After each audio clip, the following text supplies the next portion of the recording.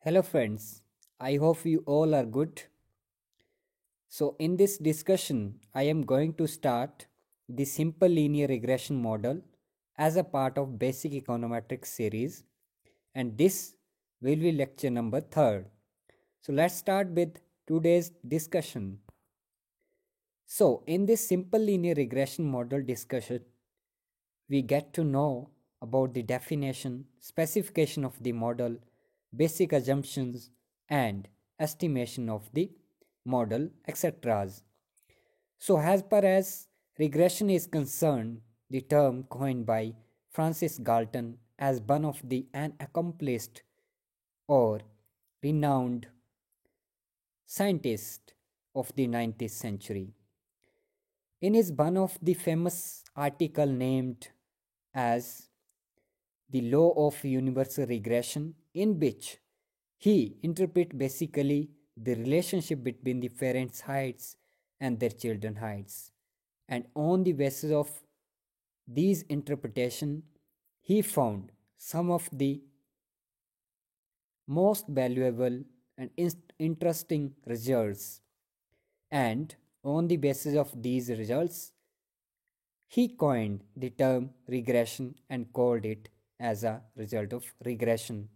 So this is also known as historical definition of the regression is concerned, while in modern definition we often know that it shows the causal or functional relationship between the variables. There may be two variable relationship, and there may also be multivariate relationship between the variables. So, if we are dealing with the functional or causal relationship, we often have some of dependent variable while others have independent variables. So, the dependent variable also known as explained, response, regressant, endogenous, controlled, and outcome variable, while on the other hand, independent variable also known as explanatory, predictor, regressor, exogenous, control, and covariant variable. So, this is all about the basics of regression. While the next step is specification and assumptions of the simple linear regression model. So, we have also discussed in our previous video that if we assumed phenomena, like in that case we have assumed that consumption is the function of income, and for that we have specified or formulated our model. First one, that was mathematical model, and reformulated version becomes the econometric model. Then in that case yi is equal to alpha plus beta xi is formulated as mathematical model, and this model as the specification of our assumed phenomena. And in this discussion it is identified as equation number 1.1, in which yi is our dependent variable, that is our consumption level. A is here identifies as alpha, b is identified as beta, xi is identified as independent variable or level of income. A is our intercept term, as we know that. V is our slope term, that is beta. And this shows the one-way causal relationship between the two variables. While we often know that the consumption level of consumers may not only affect why their level of income, but there may be other factors or variables that may affect our level of consumption. So, to consider all these variables or all those factors that may affect our level of consumption, we have included as the identification of that, that is epsilon I, that is error term or disturbance term. If we add or include our array term in our mathematical model, then it becomes the an econometric model. So the reformulated model identified as yi is equal to alpha plus beta xi plus epsilon I, and it is termed as equation number 1.2. So next step, if we specify our model on the basis of basics assumptions with regard to the model, we have already discussed our basic assumption very well, and you are suggested to watch previous video also, and that will be helpful. So as far as estimation is concerned, it is a process basically to find or to get numerical value for our unknown parameters using an estimator. So in estimation process, we have various methods to the estimation of our model. There may be ordinary least square method, maximum likelihood method, moment method, etc. So if in estimation process there may be different two terminology, basically we should have to know about that. That is estimator and another one is estimate. So estimator is a general rule or formula or method to estimate some unknown parameters of our model, while estimate is the numerical value that we have obtained after applying an estimator, a formula or method. So as earlier, the equation number 1.2 is also known as the population regression equation or model, and we want to basically estimate our population regression model and find the numerical value for our unknown parameters through applying the appropriate estimator or method. So if we apply an appropriate method, then our estimator model or sample regression model becomes, it is identified basically yi hat is equal to alpha hat plus beta hat xi, and it is the rearranged or reformulated version of our population regression model, the equation number 1.2, and this sample regression model is identified as equation number 1.3. If we are in a phase of estimation process and we have estimated our population regression model, then it becomes sample regression model, and it gives us the estimated regression line, that is yi hat is equal to alpha hat plus beta hat xi. What if we draw a estimated regression line, then some of the items or some of the data set may lie above the line or some of data set may lie below the line, and these all data set is known as residuals.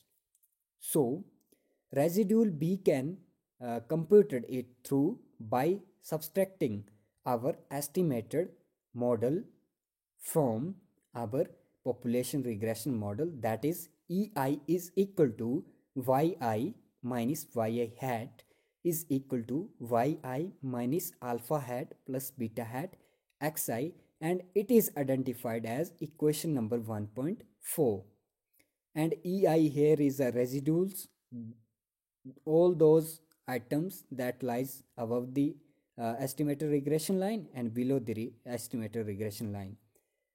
And the next step is that there may be n number of sample residuals. when we are dealing with the estimation process. And in this situation, we often may think uh, of choosing the estimated line in such a way that the residuals are small, or it should be small or minimum. So one possible criteria basically here is to select our unknown parameters, that is alpha hat and beta hat, that is estimated, to make the summation of error term, summation of residuals is equal to 0. If we assume that, then it becomes sum of ei is equal to 0, or summation by I minus alpha hat minus beta hat xi is equal to 0. Here summation sign is identified through white dollar, and if we divide this summation ei is equal to 0 by n, that is number of items, then our regression line becomes y bar is equal to alpha hat plus beta hat x bar. And in this situation, if we got this rearranged regression line, then the next step is that we have to follow the least square criteria, basically which requires that the values of alpha hat and beta hat are chosen in such a way that our summation of residual sum of square, it should be minimized. And because if our residual sum of square is minimized, then it means our estimated model is a good fit. Next one is there are some properties of OLS regression line that we have got through by dividing n number of item of our summation ei ka summation of residuals term, that is by var is equal to alpha hat plus beta hat x bar. So there are some properties with regard to this regression line. That is, first one is regression line passes through the point of origin, that is x bar and by var. And these all properties we can basically represent it through the diagrammatically representation. So regression line passes through the point of origin, that is x bar and by var. Second one is the residue have zero covariance with the sample xi and yi hat, that is our estimated regression line. And third one is alpha hat and beta hat we may computed basically through using following formula. Beta hat is equal to summation of small xi yi upon summation of xi ka square, and alpha hat we may computed it through that alpha hat is equal to y bar minus beta hat x bar. Here y prime and x prime is a y bar and x bar. Fourth one is the total variation, that is yi is a sum of two components basically. The total sum of square is equal to the two component, that is explained sum of square and residual sum of square, and it is identified as small by I is equal to yi hat plus ei, that is a residual. So we can basically decompose our total sum of square through graphically representation. Here on o x-axis we have taken the independent variable, that is xi, and on o y-axis we have taken here yi, that is our dependent variable, and here y bar and x bar is the means of our dependent variables, and in the independent variable all the items, that is a means basically. So here we are seeing that our estimated line, that is by I hat is equal to alpha hat plus beta hat xi, it basically passes through the point of origin, that is y bar and x bar. Exactly, it is passes through the point of origin, and above this regression line there is some items or some data set, and below the regression line there is also some data set. So above the regression line, all the data points that is uh, identified as residuals, and below this regression line all the data set is identified as the explained sum of square, that is ESS, and above this that is known as residual sum of square EI. And if we sum these two terms, then we can got our total sum of square. So total sum of square, that is small yi, is equal to the sum of two items, that is yi hat plus ei.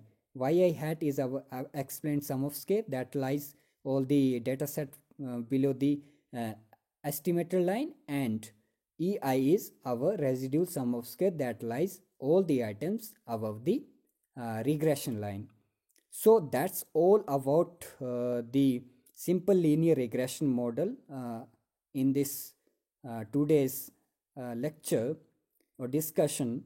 And in upcoming discussion we also uh, get to know more about the simple linear regression model. And till then, take care yourself, and thank you very much all the viewers. Have a nice day. And along with that, I have proposed that if possible then we can do exercise, numerical exercises about the how to uh, we estimate our regression model by applying the ordinary least square method. So till then, okay, bye. Thank you. Have a nice day.